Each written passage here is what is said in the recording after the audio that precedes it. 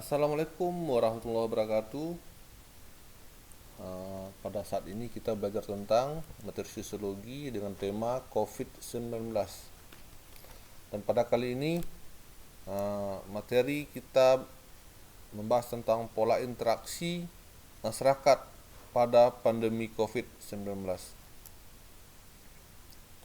Oke, langsung saja kita untuk memulai materinya. Pada pertemuan kali ini kita akan coba melihat video ini dulu tentang COVID-19, khususnya daerah paling padat di DKI Jakarta.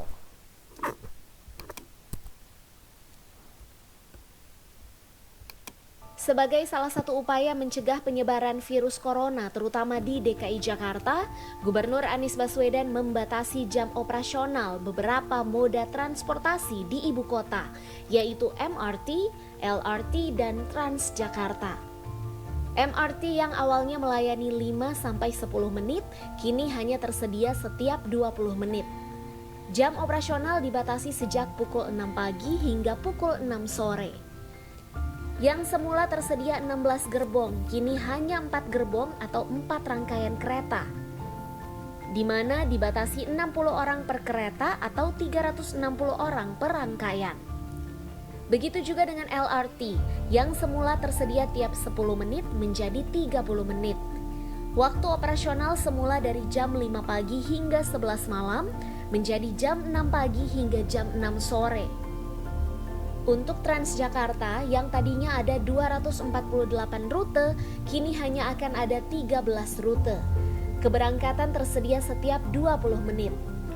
Jam operasional Transjakarta yang tadinya 24 jam menjadi hanya dari jam 6 pagi sampai jam 6 sore saja.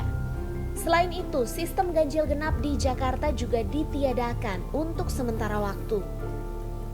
Kebijakan-kebijakan tersebut mulai berlaku Senin 16 Maret 2020. Menurut Gubernur DKI Jakarta Anies Baswedan, berbagai pembatasan ini dilakukan untuk menjaga agar warga Jakarta tak banyak melakukan interaksi fisik dengan banyak orang. Selain itu, warga diimbau untuk menunda berbagai kegiatan yang mengundang keramaian. Bila kebijakan ini ditaati oleh warga, maka Jakarta tak perlu ditutup atau lockdown.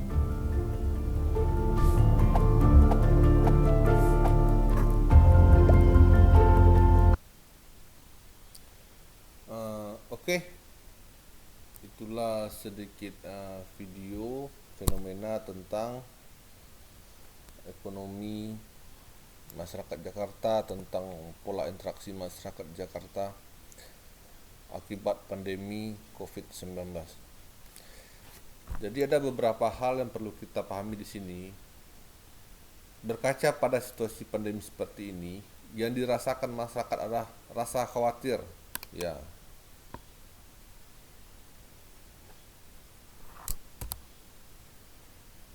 Rasa khawatir akan tertular,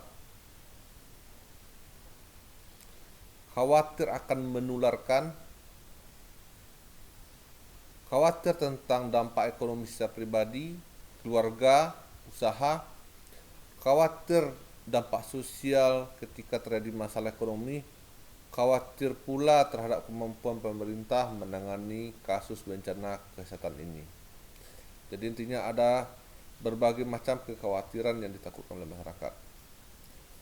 Kita ambil contoh dulu tentang khawatir tertular ini. Artinya siapapun manusia saat ini akan merasa khawatir, takut dengan situasi akan tertular dengan COVID-19. Apalagi saat ini obatnya belum ditemukan, vaksinnya pun belum ditemukan. Artinya ya kalau terkena ya terkena, kalau ada yang sembuh berarti imun tubuhnya kuat.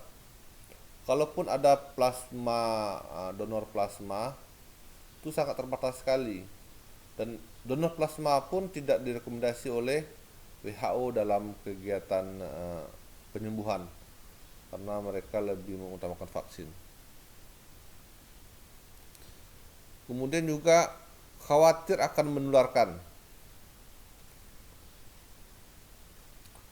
khawatir akan menularkan, ya kita tidak tahu siapapun sekarang ini, apakah kita nampak-nampak sehat, nanti tahu-tahu kita pulang ke rumah, ketemu sama keluarga, apa yang kita bawa tersebut, yang tanpa kita sadari tersebut akan menular pada anak-anak kita, menular pada istri kita. Akibatnya apa? Ketika itu terjadi, rasa khawatir terjadi, pola interaksi yang akan berlangsung tidak akan bagus, tidak akan baik pola interaksinya. Seperti ini. Takut dia akan bisa menularkannya. Orang pun akan berwaspada, apalagi ketika kita seharian aktivitas di luar. Itu akan sangat luar biasa sekali. Kemudian khawatir terhadap dampak ekonomi secara pribadi. Ya pastilah. Karena bagaimanapun juga situasi COVID ini akan membawa pengaruh sangat besar terhadap ekonomi. Orang yang semula bisa beraktivitas bebas di luar, sekarang tidak bisa lagi. Orang yang semula bisa beraktivitas dengan sangat baik, sekarang tidak bisa lagi, terbatas. Misalnya saja kemarin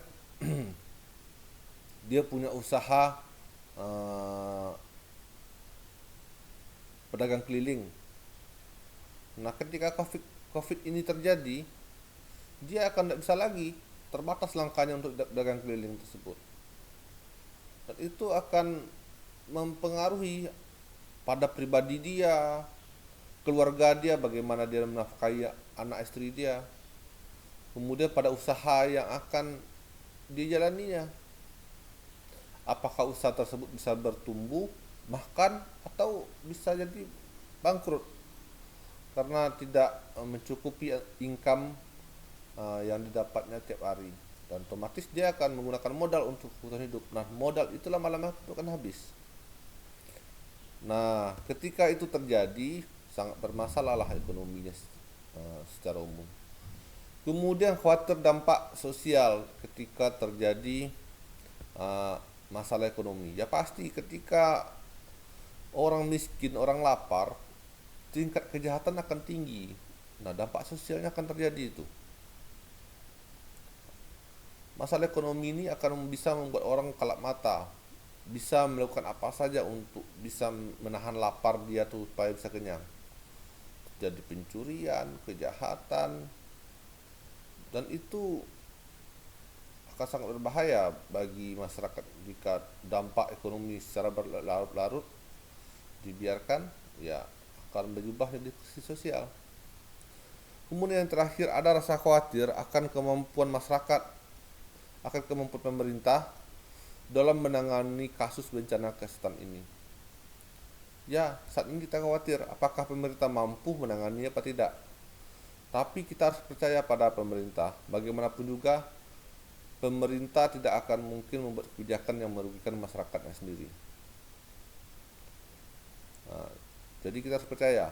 Dan ketika ada arah-arahan seperti PSBB, work from home, atau tidak terlalu banyak berinteraksi dengan masyarakat di luar rumah, kita ikuti saja. Karena apa yang dibilang pemerintah tuh pasti ada dasar hukumnya, dasar dia berbicara, dasar membuat peraturan pasti ada untuk kemaslahatan masyarakat banyak. Jadi kita harus percaya itu. Nah, ketika kita bersama mendoakan semoga pemerintah mampu menangani bencana kesehatan ini secara baik. Oke, pada pertemuan pertama kali ini dulu. Kita sampai jumpa lagi pada pertemuan berikutnya. Bye.